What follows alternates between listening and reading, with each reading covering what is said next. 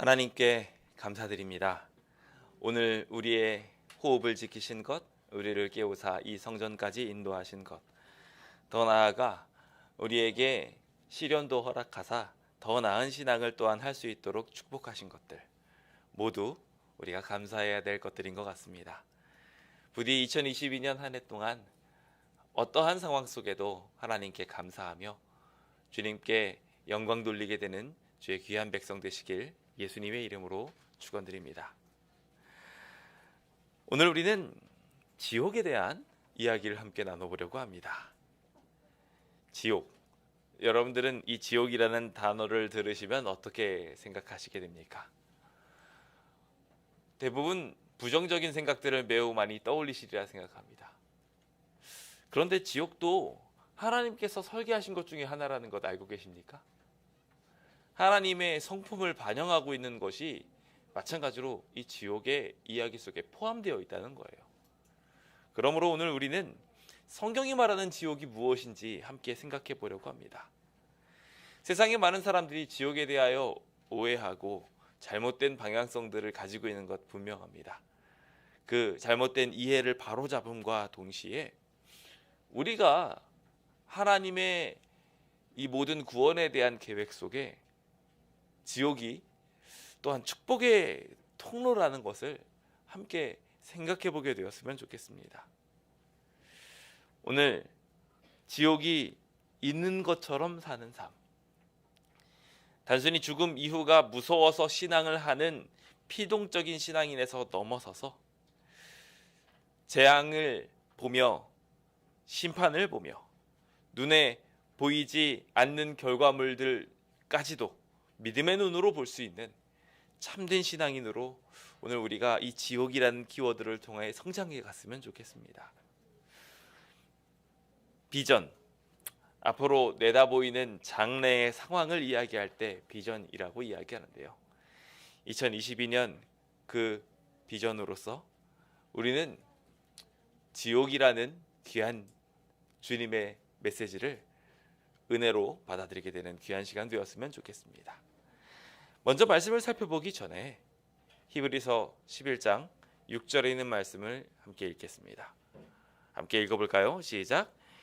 믿음이 없이는 하나님을 기쁘시게 하지 못하나니 하나님께 나아가는 자는 반드시 그가 계신 것과 또한 그가 자기를 찾는 자들에게 상 주시는 이심을 믿어야 할지니라.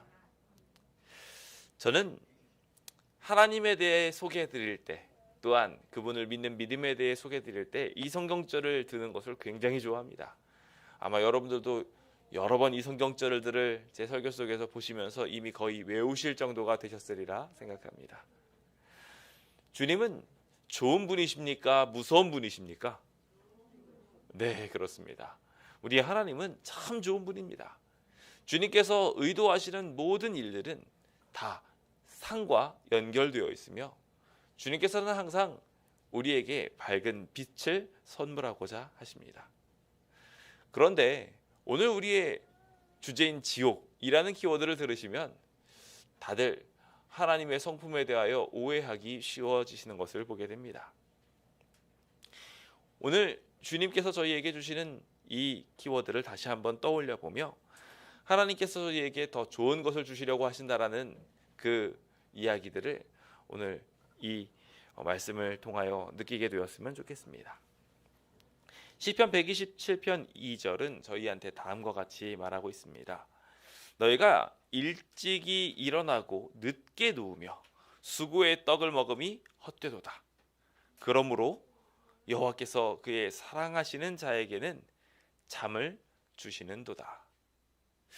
이 성경절을 보면서 어떻게 마음에 느껴지십니까? 이 시는요, 솔로몬이 지은 시고요, 성전에 올라갈 때 마찬가지로 예배를 드리기 위하여 가게 될 때 부르는 찬양 중에 하나입니다. 이 성경절은 이렇게 시작합니다. 여호와께서 집을 세우지 아니하시면 그 세운 자의 수고가 헛되다. 여호와께서 성을 지키지 아니하시면 파수꾼에 깨어 있음도 헛되다 라고 말하고 있어요. 그러면서 들어간 이야기가 바로 오늘 이 성경절인 믿음이 없이는 하나님을 기쁘시게 할 수 없다는 이야기의 연결선인 이 일찍 일어나고 늦게 누우면서 수고의 떡을 먹고 있음에도 불구하고 그 사람의 모든 먹음과 노력과 수고들이 헛되다는 거예요. 주님께서는 이 헛된 계획들을 열심히 이끌어가려고 하는 모든 사람들한테 그 수고를 멈추게 하시고 쉬게 하고 싶으십니다. 안타깝게도 세상 사람들은 하나님을 온전히 믿지 않고 살아가는 과정들 속에 헛된 수고를 오랫동안 이어갑니다. 그 헛된 수고를 계속 이어가는 사람에게 주님께서 계속 그렇게 고생하고 아프고 힘들고 서로 싸우고 다투고 죽어가려는 사람들한테 어떻게 하셔야 할까요? 저는 하나님이 싫어요. 저는 하나님과 함께 있고 싶지 않아요. 저는 마음대로 살 거예요. 라고 하면서 사는 사람들한테 주님이 최종적으로 주셔야 될 하나님이 최고의 처방이 있어야 될 거 아닙니까? 하나님은 좋은 분입니까? 나쁜 분입니까? 그렇다면 이 하나님을 끝까지 괴롭히고 미워하는 당신의 자녀한테 좋은 걸 주셔야 될까요? 나쁜 걸 주셔야 될까요? 네, 맞습니다. 좋은 거 주셔야 돼요. 그래서 여기 등장하고 있는 것이 자매입니다. 제가 저희 아이들 종종 볼 때 아이들이 뭐 다 건강하게 잘 지내는 것 같다가도 때때로 아픈 걸 봅니다. 특별히 저희 우연이가요. 이제 자려고 하면은 약간 천식 기운 비슷하게 돌면서 호흡을 쌕쌕쌕 거리고 잠을 못 잘 때가 있어요. 그럼 너무 오랫동안 잠을 못 잡니다. 제가 그렇게 막 오랫동안 고통스러워하면서 자고 싶어 하면서 막 몸을 막 베베 꼬고 있는 저희 아들을 보고 있을 때 어떨까요? 그 고통스러운 모습을 제가 보고 싶을까요? 아니죠. 막 괴로워하는 모습을 보고 있으면은 너무 괴롭습니다. 그래서 막 꼭 안아주고 약도 처방해주고 뭐 할 수 있는 거 다 해줘가면서 빨리 자라고 토닥여줍니다. 잠들고 나면 제가 한숨을 놓게 돼요. 차라리 저렇게 괴로우니 빨리 잠들어라. 우리의 고통이 영원히 지속된다고 한다면 하나님께서는 자연스럽게 그 영원한 고통들을 멈추고자 하실 것입니다. 그것이 훨씬 더 낫기 때문에 하나님께로 돌아가고 싶어 하지 않는 이들을 다시 평안함으로 만들어 가기 위해 주님은 그 사랑하는 자에게 잠을 주셔야 합니다. 다시 그들이 고통스러워하지 않을 수 있도록 하나님께서는 그에게 선물을 주시는 것입니다. 저는 그것이 지옥이라고 생각합니다. 지옥 좋은 거예요? 안 좋은 거예요? 좋은 거예요. 악한 이들에게는요, 더 이상 좋은 게 없을 최고의 선물입니다. 더 이상 하나님을 바라지 않는 모든 이들에게 선물하시는 최고의 선물이 지옥입니다. 그런데 사단은 이 지옥이라는 키워드를 이용하여서 헛된 수고를 하고 고통받는 이들을 하나님이 괴롭히시는 과정들로 오인하게 만듭니다. 오늘 그 오해를 함께 좀 풀어보려고 합니다. 주님께서 부디 우리에게 좋은 것을 주신다는 것을 다시 한번 확인하게 되는 귀한 시간 되었으면 좋겠습니다. 요즘 주변 사람들한테 지옥이라는 단어를 이야기하면 조금 더 관심을 갖습니다. 왜 그런가 하고 보니 한참 동안 유행을 했던 오징어 게임 다 아시죠? 모르시는 분들도 계실지 모르겠지만 그 오징어 게임이라는 영화 뒤를 이어가지고 이 지옥이라는 거가 이슈화 되었었기 때문입니다. 한풀 꺾였는지는 모르겠지만 아직까지도 지옥이라고 하면은 다들 한 번쯤 생각해보고 지옥이 정말 저런 곳일까? 저렇게 처분하는 걸까? 라는 생각들을 마음속에 떠올려 보셨으리라 생각합니다. 그런 의미에서 저희가 이 지옥에 대해서 올바른 개념을 전달해 주는 일들은 굉장히 중요할 것 같아요. 연상호 감독이 만들어낸 이 지옥이라는 키워드에는 상당히 부조리하고 끔찍한 이야기들이 등장합니다. 정말 사랑하고 있는 어머니가 이 지옥의 선고를 받게 될 때 우리 엄마가 왜 지옥에 가야 되냐고 하는 대사가 있다고 합니다. 그 이야기를 떠올리면서 많은 사람들은 저렇게 다시 되돌이키고 싶어하고 변화시키고자 하는 그들을 지옥까지 저렇게 무섭게 이끌어 가야 되나, 끔찍하고 괴롭게 그들을 끌고 가야 되나, 이런 생각들을 아마 했으리라 생각합니다. 비신앙인들한테 물어봅니다. 그래서 그들에게 신앙을 하지 않은 이유에 대하여 물어보게 될 때 생각보다 많은 사람들이 지옥에 대한 이야기를 합니다. 예수님을 믿는 사람들은 천국에 가고 예수님을 믿지 않은 사람들은 지옥에 가서 영원히 고통을 받는다니, 나는 그런 하나님은 안 믿을 거다. 이해도 갑니다. 왜냐하면 그들이 지금 전해 들은 지옥에 대한 이해로는 안타깝게도 하나님이 사람보다 못하거든요. 사람들도 어느 정도 시간이 지나면 용서해 줍니까? 용서 안 해줍니까? 용서해 줘요. 시간 어느 정도 지나가면 미웠던 마음도 오히려 그게 막 오히려 정으로 연결되게 돼서 용서하게 되고, 아유 불쌍해 하면서 토닥여주게 돼 있어요. 그렇죠? 그런데 하나님께서는 한쪽으로 5만 년 동안 지지 굽고 있다가 다른 쪽으로 또 돌려가지고 5만 년을 지지 굽고 그것을 영원히 지지고 볶고 그러면서 사람을 괴롭혀야지 된다고 생각하는 게 안타깝게도 이 지옥에 대한 교리거든요.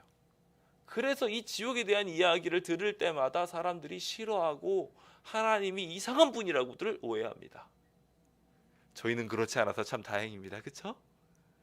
근데 문제는요, 제가 유튜브나 이런 것들을 많이 뒤져보면서 지옥에 대한 설명을 하는 사람들을 보면 아직까지도 수많은 사람들이 지옥이 있다고 말하고 있고요, 오히려 이 시대야말로 지옥을 더 많이 말해야 된다고 말합니다. 사람들이 사랑 그러면서 다들 막 하나님께서 다 구원해 줄 것처럼 오인하면서 살아가고 있을 이때 오히려 지옥이라는 심판의 개념을 알려주어서 그들이 지옥에 가지 않을 수 있도록 구원해 줘야 된다고 말하고 있어요. 저 사람들을 불쌍히 여겨야 될 이유들로 설명을 하면서 이 지옥에 대해서 오해하게 만듭니다. 저는 아직까지도 안타깝습니다. 길을 걸을 때 예수천당 불신지옥이라고 전도하시는 분들을 볼 때마다. 오늘 우리는 이 안식일을 빌어서 온전한 하나님의 사랑을 증거하게 되기를 소망합니다. 오늘 실제로 그래서 밖에 나가 하나님을 찬양하고 우리 성전의 수호에 대하여 함께 마음을 다질 때 우리가 왜 세상의 희망이 되고 빛이 되고 소금이 되는지에 대해서 우리 스스로 증거해 보려고 합니다. 손세정제들을 많이 준비해 놨는데요, 거기에다가 지옥에 대한 오해를 풀 수 있는 키워드들을 담아서 그들에게 나눠주게 될 것입니다.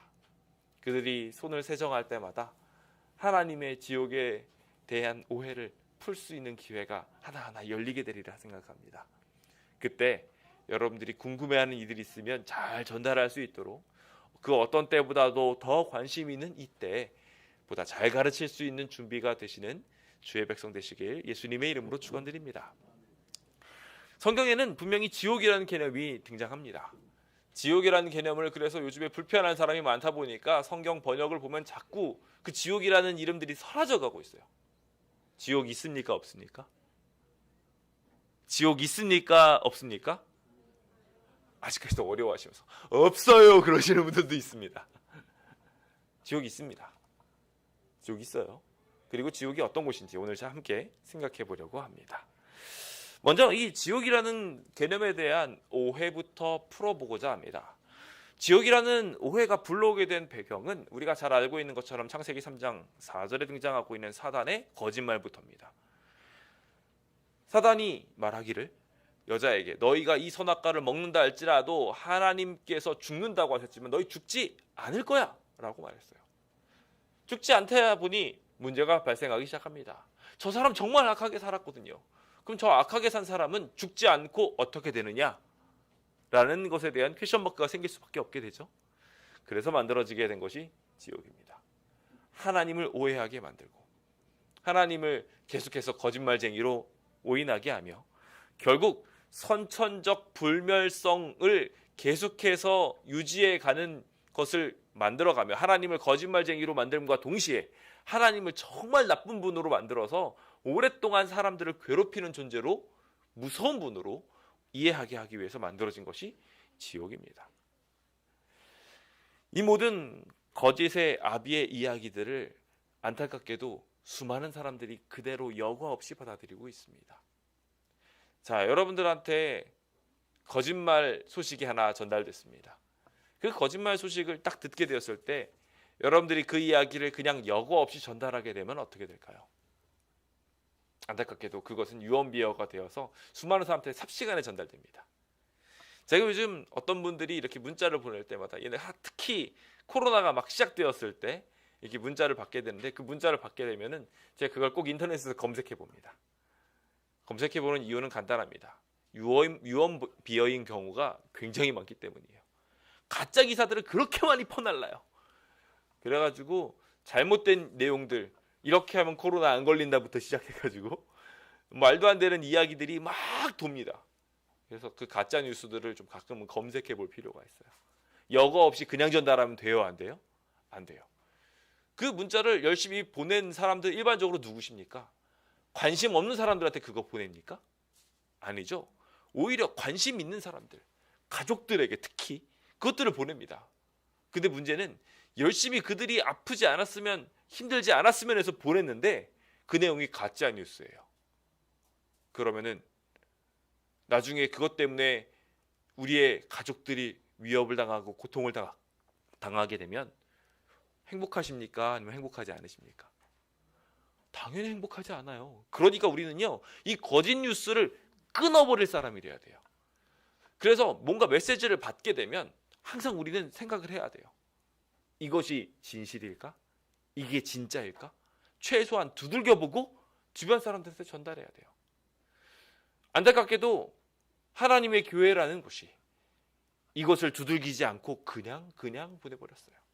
주변 사람들한테 지옥이 있다고 말하고 하나님이 영원토록 당신을 불태우신다고 전달하고 있어요. 영혼지옥설은 안타깝게도 수많은 사람들을 멸망으로 이끌어 가는데 일조한 굉장히 안 좋은 이야기 중에 하나입니다. 특히 계시록 14장과 17장에 등장하고 있는 바벨론이 모든 나라에게 마시우고 있는 진노의 포도주 중 하나라고 각시대 대징투는 우리한테 소개해주고 있어요. 우리가 이것이 전달되는 것을 빨리 끊어야 합니다. 온전한 이야기들로 이해할 수 있도록 만들어 주어야 합니다. 우리 모두 함께 보다 깊이 이것을 이해함으로 주변 사람들한테 이 거짓된 소식들을 바로잡아 줄 수 있는 귀한 빛과 소금이 되시길 간절히 바랍니다. 그래서 우리가 여기에 있는 것이며, 그래서 우리가 이 성전을 지켜야 되는 것이고, 그래서 우리가 이 비전을 받아 전달할 수 있는 사람이 되어야 하는 것입니다. 오늘 그 귀한 역할을 감당함으로 맛을 잃은 소금이 되지 않게 되시길 예수님의 이름으로 축원드립니다. 자, 그렇다면 지금부터 집중하면서 빠르게 따라오실까요? 첫 번째, 이 지옥교리에 대해서 오해하게 될 때 무슨 문제가 발생할까요? 첫 번째로 사랑의 하나님을 오해하게 만든다는 것입니다. 지옥에 대하여 우리가 왜 제대로 된 이해를 갖게 해야 되는지 그 필요성을 설명하는 게 굉장히 중요하거든요. 그래서 그 필요성의 첫 번째는 사랑의 하나님이라는 그 위대하신 하나님의 성품을 망가뜨리기 때문이라고 우리가 알려주어야 합니다. 지옥교리를 바로 이해하지 못하면 사랑의 하나님도 존재하지 않습니다. 사랑의 하나님이 죄인에게 영원히 고통 주는 것 좋아하실까요? 당연히 맞지 않은 이야기입니다. 베드로서 3장 9절입니다. 함께 읽어볼까요? 시작. 주의 약속은 어떤 이들이 더디다고 생각하는 것이 같이 더딘 것이 아니라 오직 주께서는 너희를 대하여 오래 참으사 아무도 멸망하지 아니하고 다 회개하기에 이르기를 원하시느니라. 자, 여기 하나님의 성품이 분명하게 드러나 있습니다. 악인들이라 할지라도 오래 참으십니까? 오래 참지 않으십니까? 오래 참으세요. 그래서 아무도 멸망받기를 주님께서 원하시지 않으신다고 분명하게 말하고 있어요. 자, 이런 분이 영원토록 고통당하기를 바라실까요? 맞지 않은 얘기예요. 다 회개하기를 바라는 분이 너 회개하지 않았으니까 너는 영원토록 고통받아야 돼. 주님의 성품이랑 맞지 않은 이야기인 것입니다. 에스겔서 33장 11절도 이와 같은 이야기를 다시 한번 이야기하면서 너는 그들에게 말해라. 나의 삶을 두고 하나님의 삶을 두고 맹세하노니 나는 악인이 죽는 것을 기뻐하지 않는다. 뭐라고요? 주님께서는요, 악인들이 죽는 거, 악인들이라 할지라도 죽는 거 바라지 않는다는 거예요. 그 악인이 돌이켜서 다시 사는 것을 간절히 바라고 계시다는 것입니다. 제발 돌이키고 돌이켜라 라고 주님께서 계속 말씀하시는데, 지옥은 우리가 세상이 말하고 있는 지옥은 어불성설이라는 것입니다. 이것은 두려운 모독이라고 각시대행통은 우리한테 소개합니다. 마치 죄에 대한 하나님의 증오가 그 고통을 영원히 계속시키는 이유인 것처럼 주장합니다. 그 신학자들의 가르침에 따르면 그 불쌍한 희생자들은 자비의 희망 없이 끊임없는 고통으로 미친 것처럼 되어 저주와 참람된 말로 분노를 쌓아 놓음으로 그들의 죄의 무게를 영원히 더하면서 고통받게 될 것이라고 잘못 오해시키고 있다는 것입니다. 오늘 하나님의 사랑에 대하여 오해하는 이들에게 하나님 그런 분 아니에요. 꼭 그렇게 전달해 주시게 되시길 예수님의 이름으로 축원드립니다. 악인이라 할지라도 죽기를 바라지 않으시는 그분이 우리를 지금 사랑하고 계시다고 꼭 이야기해 주시는 우리 빛과 소금 되시길 간절히 바랍니다. 두 번째로 또 하나 오해를 풀게 되어야 될 것 중에 하나는 공의의 하나님 또한 오해하게 만든다는 것입니다. 공의의 하나님이라는 분이 죄과보다 더 무거운 죄의 짐을 준다? 이해하기 어려운 부분입니다. 이사야서 10장 22절입니다. 함께 읽어볼까요? 시작. 이스라엘이여 내 백성이 바다의 모래 같을지라도 남은 자만 돌아오리니 넘치는 공의로 파멸이 작정되었습니다. 하나님께서는 파멸을, 멸망을, 심판을 작정하실 때 넘치는 공의를 부어넣으신다고 해요. 거기에 공의가 모자라지 않으세요. 하나님은 합리적인 분이시고 논리적인 분이십니다. 모든 심판들을 내놓으사 온 우주 거민들한테 그 심판을 확인받고자 하시는 분이 하나님이세요. 시편에 내내에 나와 있는 이야기 중에 하나는 하나님은 공의로운 일을 행하신다는 이야기예요. 악인을 심판하시는 일도 마찬가지로 자기의 의를 위하여 심판하십니다. 그렇다는 것은 이 심판 과정에 잘못된 부분이 있을 수가 없다는 거예요. 과도하게 재판을 내리는 것, 그것만큼 심각한 문제도 없습니다. 제가 옛날 저 아랍계에 있었던 심판을 하나 보고 깜짝 놀랐던 것이 있습니다. 도둑질을 하면 손을 절단해 버린다는 거였어요. 제가 그걸 보고 나서 얼마나 저렇게까지 해야 되나? 라는 생각을 하게 됐습니다.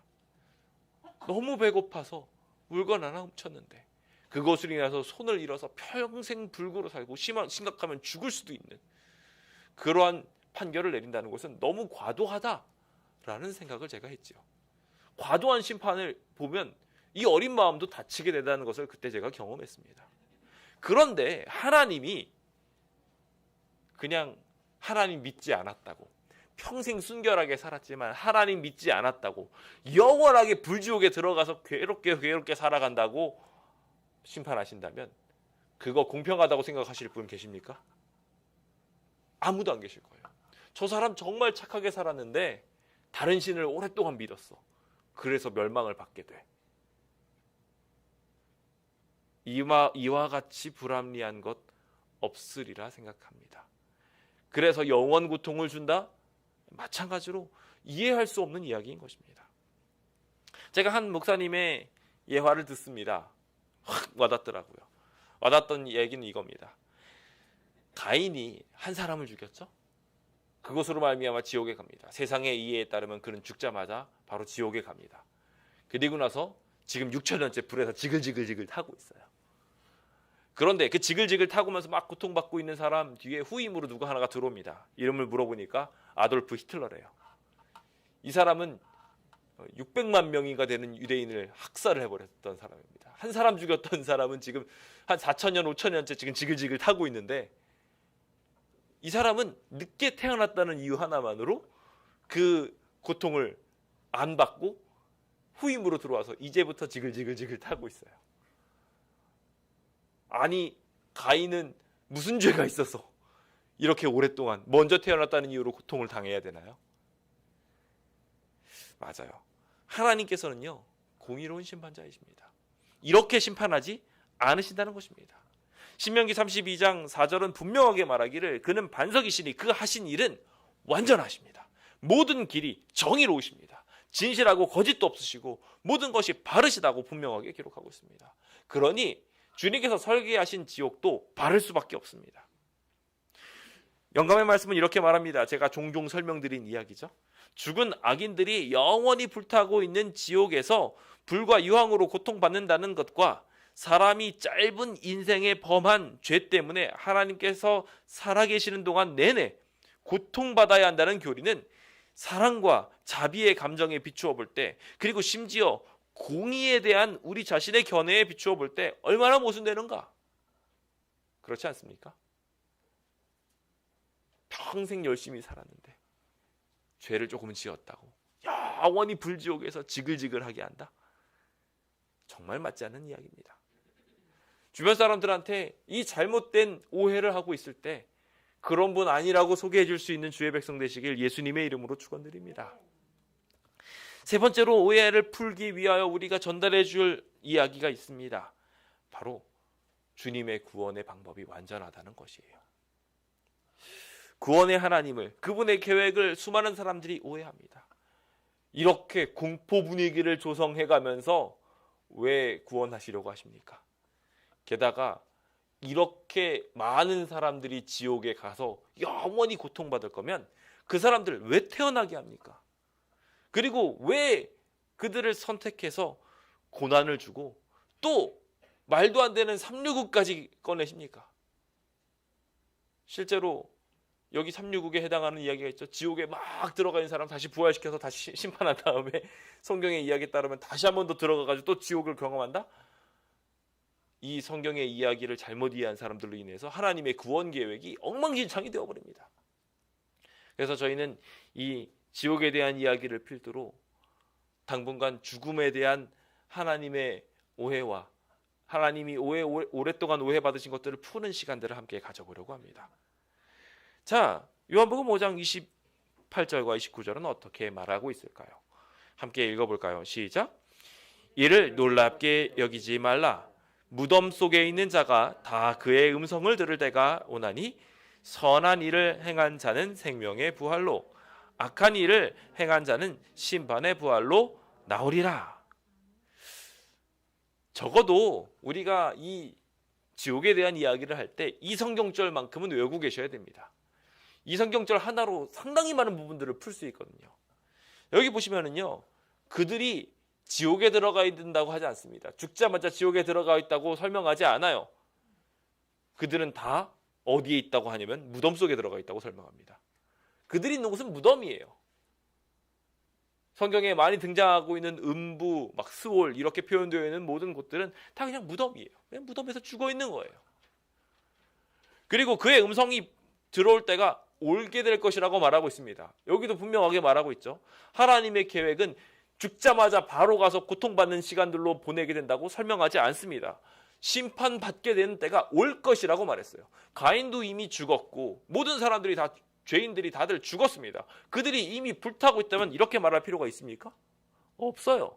주님께서는 이 심판 지금 행하고 있지 않는 것입니다.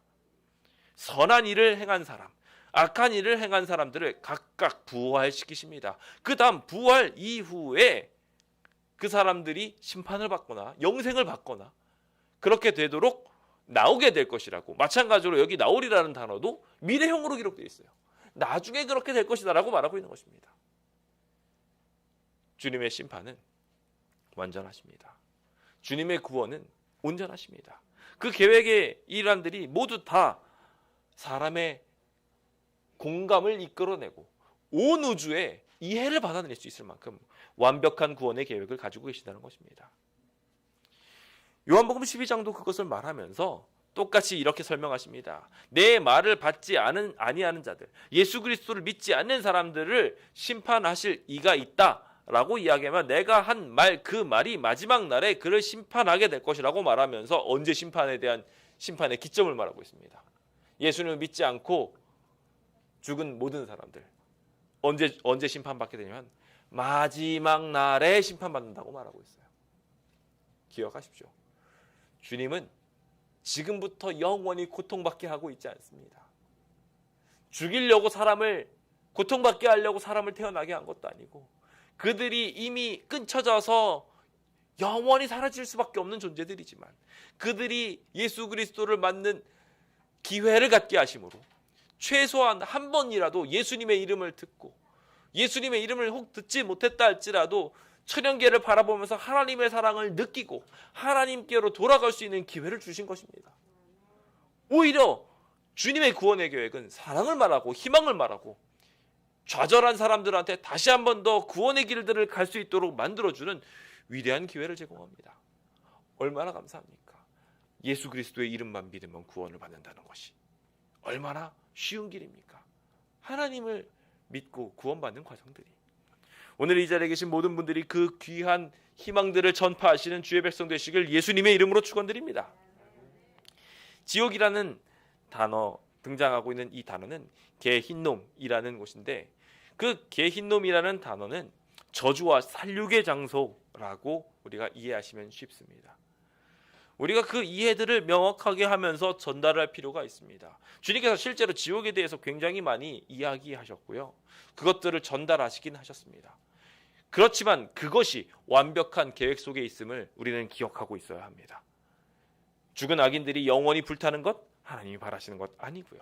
주님께서 주시고자 하는 모든 섭리 속에 분명하게 들어가 있는 것임을 기억해야 합니다. 문제는 하나님의 구원의 계획이 완벽하다는 것입니다. 그것을 완벽하다는 것을 사람들이 오해하고 잘못 이해하다 보니까 이런 식으로 이해하는 이들이 있습니다. 악인들이 심판을 최후까지 미루신 것을 보고서 지금 심판이 있지 않으니까 그냥 마음대로 있어도 된다고 생각하는 거예요. 하나님께서 심판을 미루신 이유는 무엇일까요? 지옥에 대한 그 일들을 최후까지 미뤄두신 이유에 대해 성경이 설명하고 있습니다. 마태복음 13장 37절에서부터 42절에 있는 말씀을 보시면요, 가라지에 대한 비유가 등장해요. 가라지는 우리가 잘 아는 것처럼 좋은 알곡들과 굉장히 유사하게 자라나게 됩니다. 행여나 그 가라지를 뽑다가 알곡 하나라도 더 뽑을까 봐 하나님께서는 인내하시고 기다리고 계시는 것입니다. 그 행위의 열매가 무르익어서 결과적으로 그들의 삶이 완전히 돌이킬 수 없게 될 때까지 주님께서는 기다리고 또 기다려 주셨던 것이지요. 즉 주님께서 지옥이라는 심판을 맨 뒤까지 미뤄두신 그 이유는 너무나도 공의롭고 너무나도 우리를 배려하신 상황이었다는 것 꼭 기억하게 되었으면 좋겠습니다. 주님께서 이것을 설명하시면서 마지막 날 더욱 분명해지게 될 때 심판을 하게 될 것에 대하여 분명하게 말씀하십니다. 악인은 재난의 날을 위하여 남겨둔 바 되었고 진노의 날을 향하여 끌려가게 된다고 성경은 말하면서 악인들은 그 심판을 받게 될 때 어떤 과정을 겪으면서 심판을 받게 되는지 분명하게 기록됩니다. 선한 일을 행한 자는 주님의 첫 번째 재림 때 승천하게 되는 이야기들과 그리고 재난의 날을 위하여 남겨둔 바 된 채 지구상에 그냥 남겨두게 되는 그 모든 천년기까지 너무 자세하게 이곳에 이미 성경은 우리에게 설명해주고 있습니다. 오늘 이 시간에 이것을 다 다룰 수 없기 때문에 추후에 더 자세하게 다루게 되겠지만 우리가 여기서 주목해 보아야 할 것은 악인들에 대한 심판까지도 주님께서는 철저하게 하사 주님께서 완벽한 심판을 베푸시기 이전에, 즉 우리가 이해하고 있는 지옥이라는 것을 경험하게 하기 전에 주님께서는 그들에게 충분한 기회와 우리들의 충분한 이해를 이끌어내고 계시다는 것입니다. 주님의 구원은 완전하십니다. 주님의 이해는 더욱더 충만하게 우리를 받게 하실 수 있도록 이끌어주고 계실 것입니다. 그 귀한 축복들을 우리가 모두 함께 생각해보며 하나님의 뜻대로 나아가게 되시길 예수님의 이름으로 축원드립니다. 각시대장투는요, 이 지옥에 대한 잘못된 오해가 얼마나 큰 잘못된 이야기들로 이어가는지 계속해서 설명하면서 이렇게 말합니다.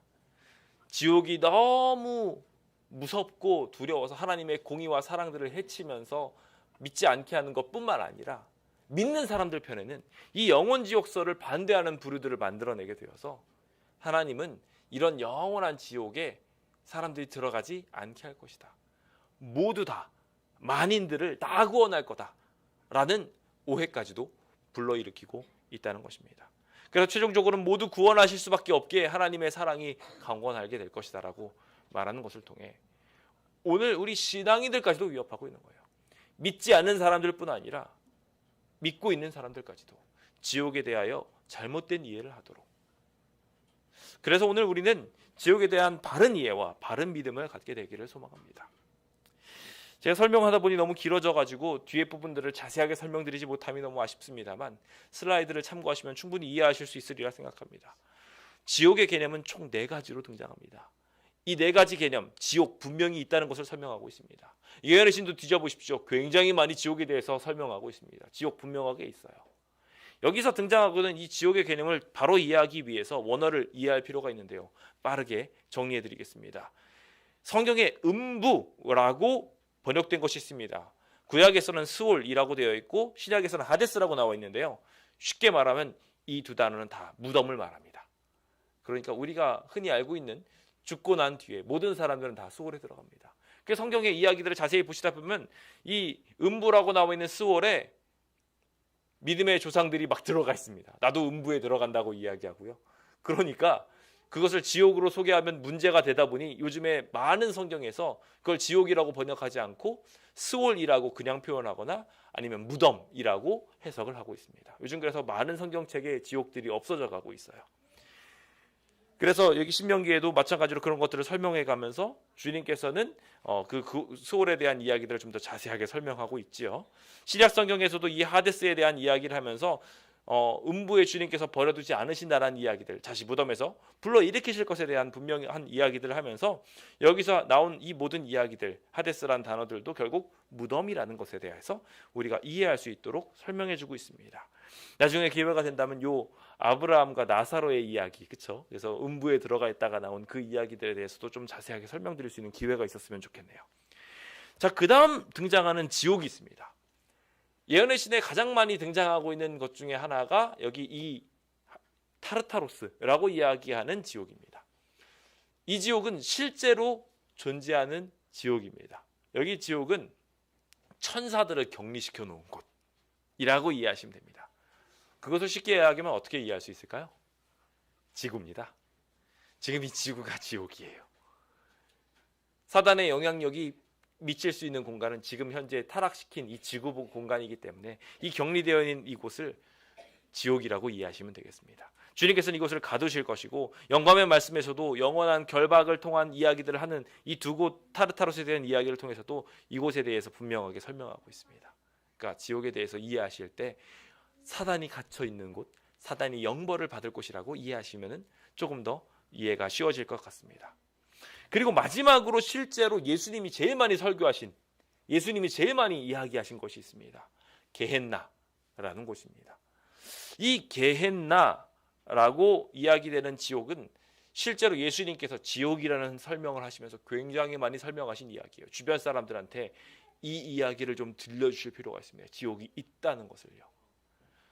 여기서 게헨나는요, 아까 전에 설명드린 것처럼 골짜기의 개와 흰놈의 지명을 사용해서 흰놈의 골짜기입니다. 실제로 이 르바딤 골짜기에 있었던 이 흰놈의 골짜기에서는요, 사람이 죽고 고통받고 우상 숭배하다가 몰살당하고 그런 일들이 계속 있었던 비극의 장소고 하나님의 심판의 장소였습니다. 주님께서는 이 단어들을 이곳을 사용하실 때마다 심판의 장소로 설명하시고자 하셨어요. 그리고 여기 이 흰놈의 골짜기를 주님께서는 계속해서 언급하시면서 멸망받기로 작정한 사람들, 하나님을 믿지 않고 죽으려고 하는 모든 사람들은 이곳에서 다 심판받게 되고 죽게 될 것에 대하여 분명하게 설명하고 계십니다. 이곳에서의 심판은 하나님의 사랑과 공의와 구원에 부합한 심판을 받게 될 것이며, 주님께서 이 이야기들을 하게 될 때마다 이야기하고 있는 자세한 이야기들은 우리가 다음 시간에 조금 더 자세하게 다루면서 주님의 속성, 주님이 어떻게 심판하시려고 하시는지에 대하여 보다 자세하게 풀어보도록 하겠습니다. 오늘 우리는 이 말씀을 마무리 지어가며 지옥이 있다는 것에 대하여 다시 한번 생각해 보게 됩니다. 하지만 주님의 사랑의 속성과 공의의 속성, 그리고 구원하시는 계획에 비추어 볼 때 세상은 많이 오해하고 있다는 것을 다시 한번 알게 됩니다. 다음 시간 우리가 좀 더 자세하게 살펴보면서 이 지옥에 대해서 보다 명확한 이해를 갖게 되고, 또한 주님이 주시는 죽음이 얼마나 큰 축복인지에 대해서도 다시 한번 더 생각해 보려고 합니다. 여러분들에게 핵심 질문을 던져보고자 합니다. 지옥은 여러분들에게 채찍입니까? 당근입니까? 어제 홍덕화 집사님께서 설교를 하시더라고요. 근데 설교를 하시면서 제가 은혜를 많이 받았습니다. 제가 새벽 기도로 했던 말씀과도 연계가 되었고, 오늘 준비하고 있는 말씀과도 연결되었기 때문에 더더욱 그랬어요. 두 가지 동기부여 이야기가 있다고 했죠. 하나는 회피 동기, 하나는 접근 동기. 그래서 이게 너무 싫어가지고 뭔가를 하게 되는 이것이 회피 동기라면, 접근 동기는 이것이 너무 좋아가지고 열심히 하게 되는 이야기입니다. 하나님은요, 사실 이 두 가지 방법을 다 쓰긴 하지만 뭘 더 많이 쓰실까요? 접근 동기를 많이 쓰세요. 하나님이 좋은 분이라는 것을 계속 역설하고 계셔요. 그리고 이 지옥도 그 계획 중에 일환이라는 것입니다. 지옥은 절대로 채찍이 아닙니다.